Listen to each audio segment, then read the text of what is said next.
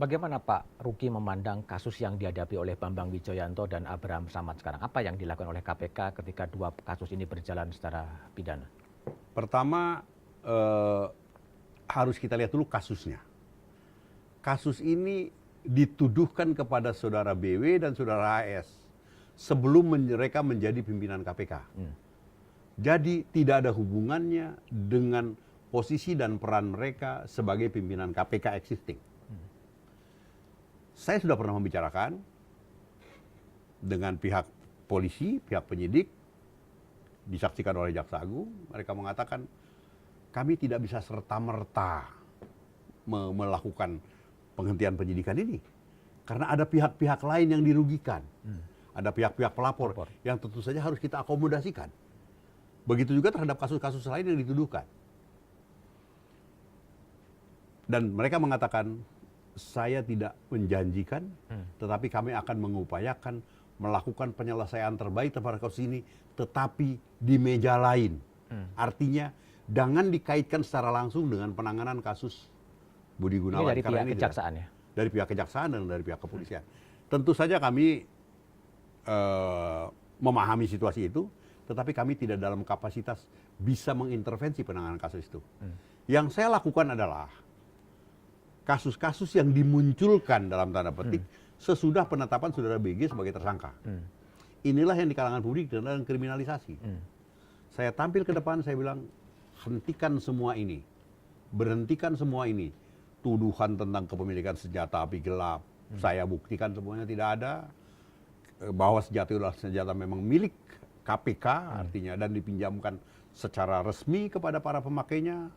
Yang kedua tentang penyalahgunaan wewenang, saya katakan tidak bisa serta-merta kita katakan bahwa dengan putusan pra-peradilan atas terjadi penyalahgunaan wewenang.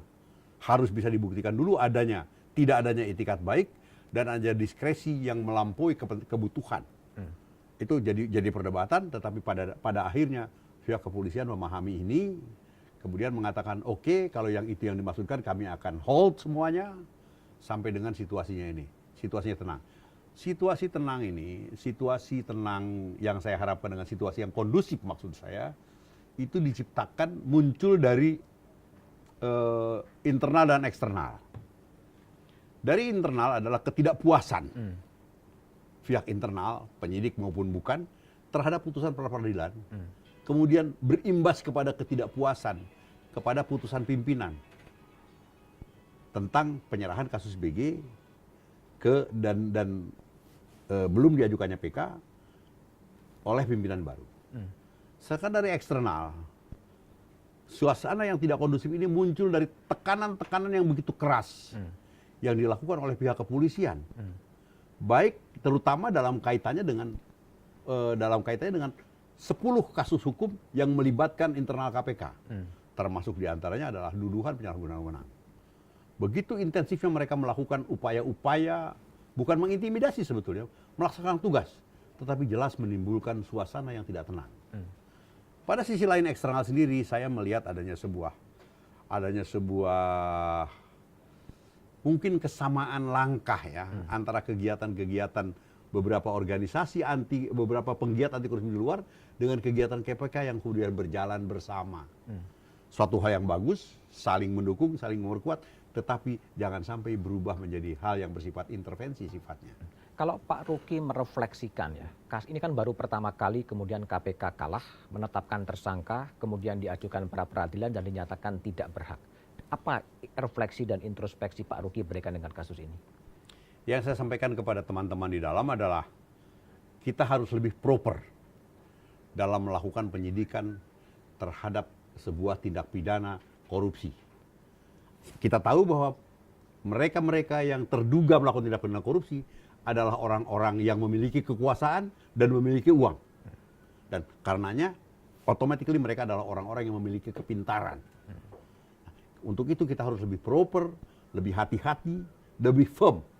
Dan kejaran utama adalah bagaimana mencari alat bukti. Jangan terlalu cepat mentersangkakan seseorang kalau kita masih belum yakin tentang alat bukti itu. Sejauh mana dampak dari penetapan BG, kemudian putusan pra-peradilan terhadap KPK dan kemudian masa depan KPK itu sendiri? Tentu persoalannya untuk ke depan KPK akan lebih berat karena efek dari putusan pra peradilan, di mana setiap putusan KPK untuk melakukan penetapan tersangka rasanya akan diperadilankan. Tetapi itu semuanya bisa kita counter dengan cara kita kerja lebih baik, lebih proper. Kita lidik dulu dengan baik, kita tetapkan dulu barang buktinya, dan kita konstruksikan dulu hukumnya dengan baik. Sehingga ketika sudah tidak ada celah-celah lagi, baru kita masuk dalam penetapan sebagai tersangka. Yang kedua, setelah ditetapkan tersangka, segera disidik dengan benar, dengan cepat, dan kita ikuti time frame-nya. 20 hari, maksimal 40 hari, harus sudah sampai ke penuntutan. Dan kalau sudah sampai di penuntutan dalam waktu sekurang-kurangnya 14 hari, sudah harus sampai di pengadilan.